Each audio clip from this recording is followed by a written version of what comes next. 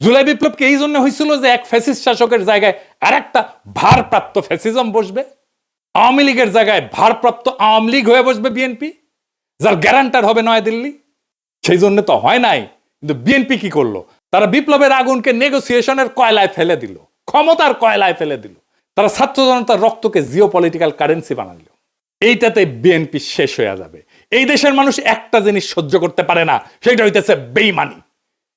BNP জনতার সাথে, শহীদের রক্তের সাথে বেইমানি করছে, বিপ্লবের সাথে বেইমানি করছে। আওয়ামী লীগ ক্ষমতায় ছিল ইন্ডিয়ার জোরে, এখন বিএনপি ক্ষমতায় আসতে চায় ইন্ডিয়ার সাথে বোঝাপড়ায়। দুইটারই একই রোগ, শুধু উপসর্গ বদলাইছে। আর মানুষ সেটা বুঝে গেছে। হাদির জানাজায় প্রমাণ করছে জুলাইয়ের আগুন নেবে নাই, ছাত্র জনতা ঘরে ফিরে যায় নাই। ওরা কাউকে ম্যান্ডেট দেয় নাই, না ভারতকে, না বিএনপিকে, না মিডিয়ার সত্য বানানোর মেশিনকে। এই কারণেই কইতেছি বিএনপির পরাজয় আসবে ভোটের দিন না, পরাজয় শুরু হয়ে গেছে নৈতিক জায়গা থেকে। যেই দল বিপ্লবের সঙ্গে বিশ্বাসঘাতকতা করে সেই দল ক্ষমতায় যাবে না, গেলেও টিকে থাকতে পারবে না।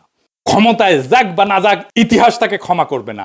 জুলাই কোনো ইন্টারভেল না, জুলাই কোনো সিনেমা না, জুলাই কোনো পিকনিক না, জুলাই কোনো দর কষাকষির বিরতি না। জুলাই ছিল এবং থাকবে ভারতের সাথে বোঝাপড়া আর দেশি ফ্যাসিজম, দুইটার বিরুদ্ধেই জুলাই জিন্দা থাকবে।